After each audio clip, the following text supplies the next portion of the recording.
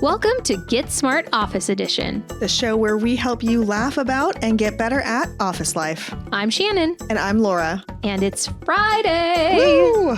On Fridays, we share the real stories that inspired our skits and tips that we share on Mondays and Wednesdays. Plus, you get to hear the bloopers that our editor thinks are funny, and hopefully you will too. Now, let's get smart. And silly. Okay, so Shannon. Mm-hmm. You wrote the Suck It Up Buttercup. Yes, I did. You said that was pretty much word for word what happened. It was almost exactly what happened. So keep in mind, I was about 27 and I had recently moved into IT and I used to work in customer service. This woman from customer service did a thing that we had specifically said, do not do this thing. It will go very poorly. Do not do this thing. She was at least 10 years older than me, mind you. So she's, you know. Oh, no, she was ancient at 37. Well, I think she was closer to 40. And at the time, 40 was like, wow, you're really ancient. Old, It doesn't look so old to me anymore. Right? Okay, continue. But anyway, so she goes and she does the bad thing in the system. She comes over to my desk. And she shows me the bad thing that she did. And I said, we told you not to do that. Well, I know, but I just did it this way because it's easier. Except it doesn't work. You can't do it this way.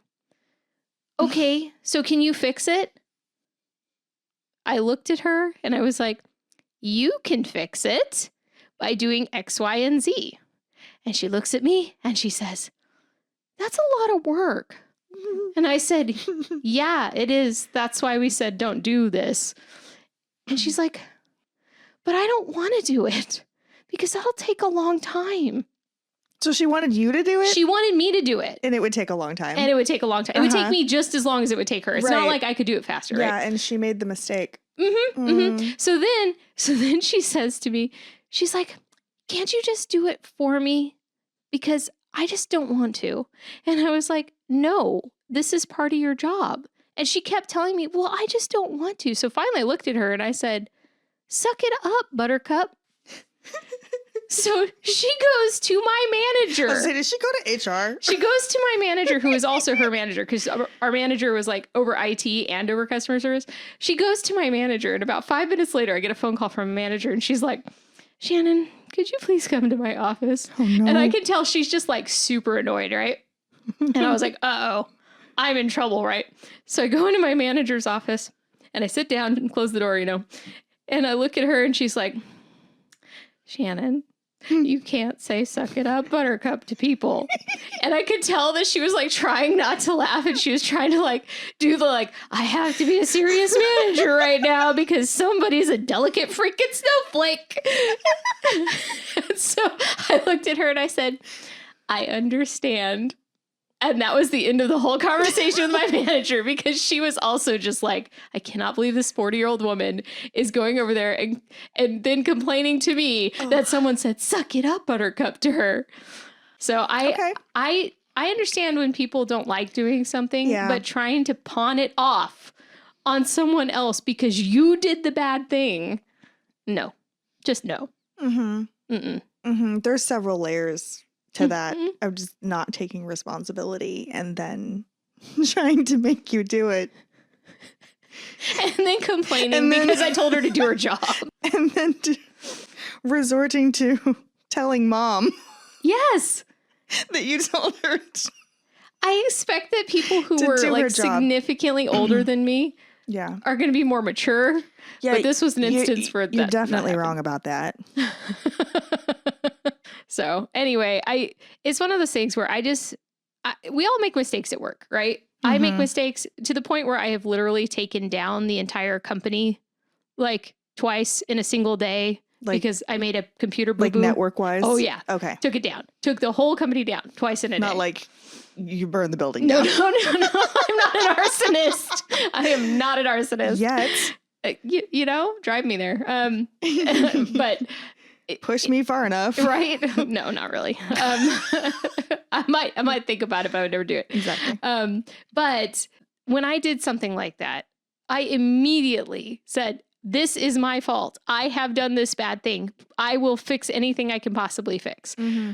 In fact, I even made an entire PA system announcement to the whole company and said, I have just taken you all down. I am sorry. I am working to fix it with the rest of the team.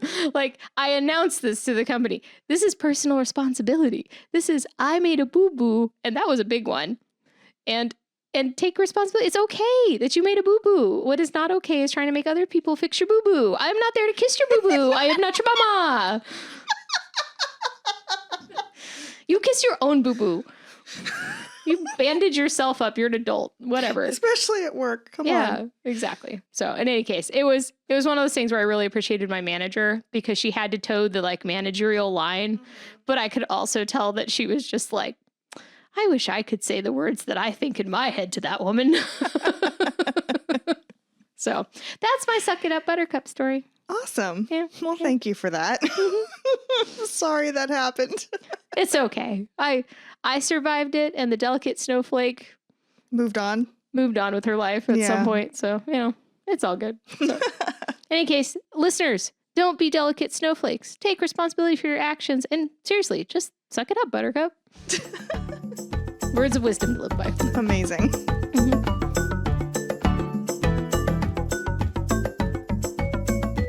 Okay, so Laura. Yes. Have you ever had changes in your life or at work that you hated? Or have you been on the receiving end of other people who are complaining about changes at work? I have no idea what you're talking about.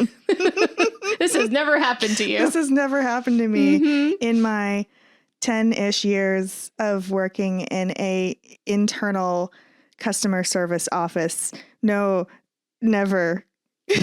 You are a terrible, terrible liar. I'm not trying very hard. Tell us your true stories of epic change stuff. First of all, the title came from my work experience. It came from a discussion that I had with someone. Unfortunately, I don't remember who they were anymore, but clearly not important. Well, they were a coworker and they moved on, but we were talking about having changed a process or new software or something, and people were complaining, and he's like, change! Something's different! Imitating the I'm sorry, mostly older people in the workplace who just can't seem to handle a lot of, or what they perceive to be a big change. Mm-hmm. And right now, actually, my office made an update to a process that we do daily. Mm-hmm. And we've been testing it out for a few weeks and doing it this way. We got a few emails saying, why are you doing it this way? And my manager would explain, and the response would be, okay, thank you. But earlier this week, he sent out an official, all building email of hey, this is the new process, and a little bit of the why of the new process. Which usually helps people. It usually helps. Someone decided to email our shared inbox and the managers, and then tried to recall said email, but it was too late and we all saw it, basically accusing us all of not doing our jobs. And that is why the process was changed. And we were inconveniencing the entire building. It's a mail process, by the way. You have to come get your mail that has tracking numbers on it. Not as in a man. End of the world. Yes, post mail as in post, as in packages, as in envelopes. Gotcha. Yeah, and just generally people have been rude to our staff that actually go around physically and deliver mail. So you guys were delivering mail in the building, and now the process needs to be that if you have a package, you'll get notified and you need to come get your package. Yep. And this is after, A, you guys have been doing this for a really long time. B, you've been really short-staffed. Yes. And C, people are being rude to you when you do deliver their mail. Yes. And because in a customer service office, if something goes wrong, and people don't understand what the process is, we get blamed for it. Yep. So we get blamed if we lose stuff. We get blamed if we try to prevent the loss of stuff. So because it's change. Oh no! What will we do? Yeah. So that's my current story. Over the years, there's been a lot of little things like that. But since that one is so fresh on my mind, there you go. And how about you being on the receiving end of a change you weren't expecting? Like, how do you typically deal with that? Every couple of years, I get a new task. And I don't know. I just take it. I just handle it. I learn it. You just suck it up? I suck it up, Buttercup. Yeah. See, I feel like we may be in the minority, though. Yeah. So, like, you get changes handed to you and you take them and you deal with them. Yeah. You also have to roll out changes to other people because you're internal customer service. I feel like I am the weirdest person sometimes in my office on this because I am literally the architect of change. Yes, like, you are. That is my job, is to change things to make them better. My entire job is this. So I get the people who complain about the change, and then you get the Suck It Up Buttercup episode. Yeah. Because I just look at them and I'm like, you do, like, I try to explain the why, because I do think that actually helps people, right? Yes, it does. Like, I think so. This is why we're doing this. This is better for the company. Here's why this is better for the company. Yes, I understand it's different and that's, can be challenging to adapt to, but I'm also the person who will train them, who will handhold them, like I will do everything I can to make them successful. So when they still comes back to me and they have no actual reason why this change is bad, they just don't want it. I'm the person who's just like, yeah, well, that's the way it is. Good luck. Like, yeah, I do get to a point where I just can't anymore. Too. Yeah. It's different when it's maybe software or a new database or I don't know, we got shoved into the new Microsoft OS and Windows 11 and you can change your mail view to the new view. I did that and I hated it and I reverted. So, But you tried it. I tried. Yeah. Yeah. And it's one of those things where it's like, you don't have to love every change. Yeah. Right? Nobody loves every single change in their lives or at work or whatever. But just hating it because it's changed is the thing that I don't understand. Right.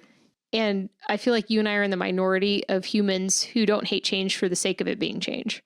I think we may have been trained. Maybe. by our jobs even. Yeah.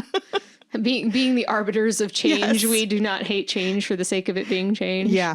So now, granted, I will be the person who voices concern if there is a change that I think is bad for the organization. Sure. And I will be very vocal about it, but I will not be just complaining. I will say, here is what the outcome of this will be, and here is how that is going to happen. And then I'm usually ignored, which is fine. And then about 2 months later, they come back to me. They're like, you were right. How do we fix this?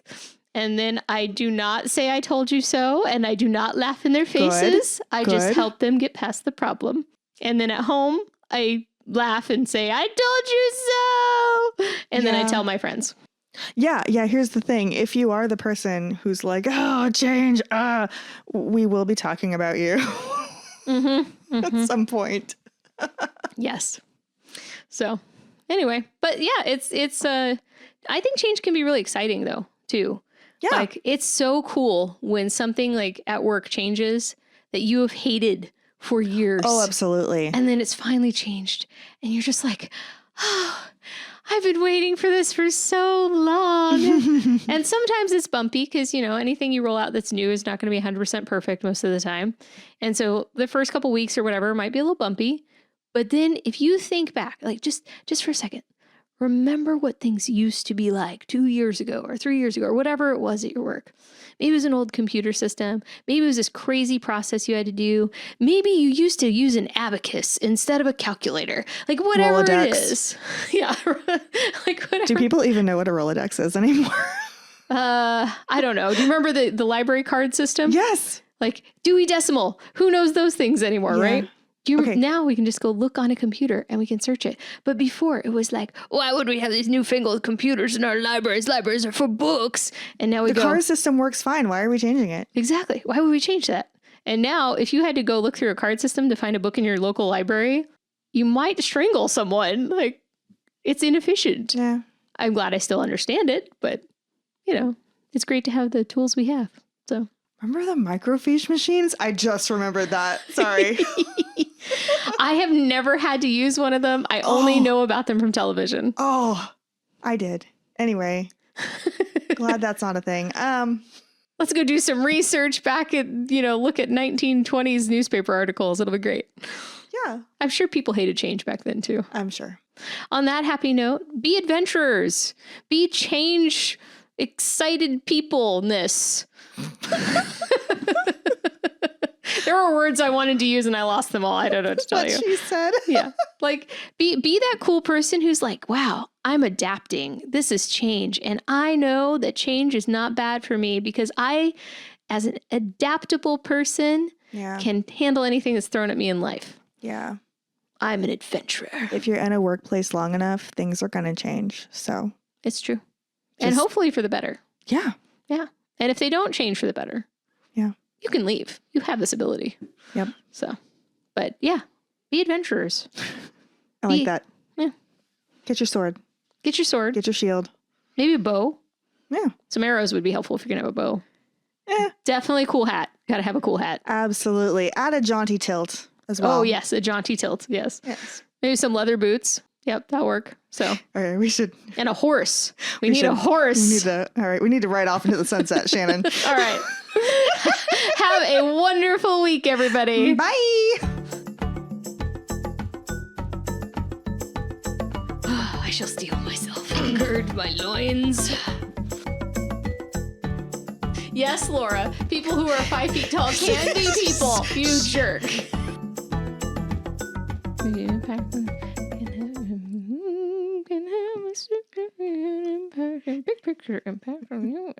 Are you okay?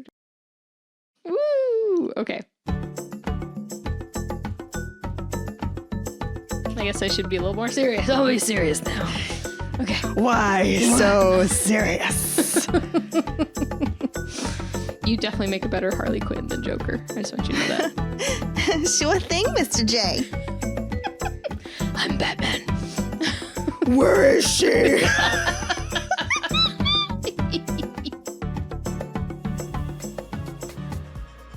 Thanks for listening. Subscribe to catch new episodes of Tips and Skits every Monday and Wednesday, and join us for our Real Story segment and our blooper reel on Fridays. Want to share your hilarious office stories with us? We might turn them into an episode. Send us your thoughts and feedback at gsoe@diecastmediagroup.com and follow us on Facebook, Twitter, and YouTube. Special thanks to Rebecca, who created animations for our skits, which you can watch on our YouTube channel. Also, thanks to Wendy, our audio editor, Lelia, our social media manager, and Austin, our technical engineer. If you would like to support the show, review and share with your friends, or consider supporting us on Patreon, links are in the show notes. Get Smart Office Edition is a DieCast Media Group production.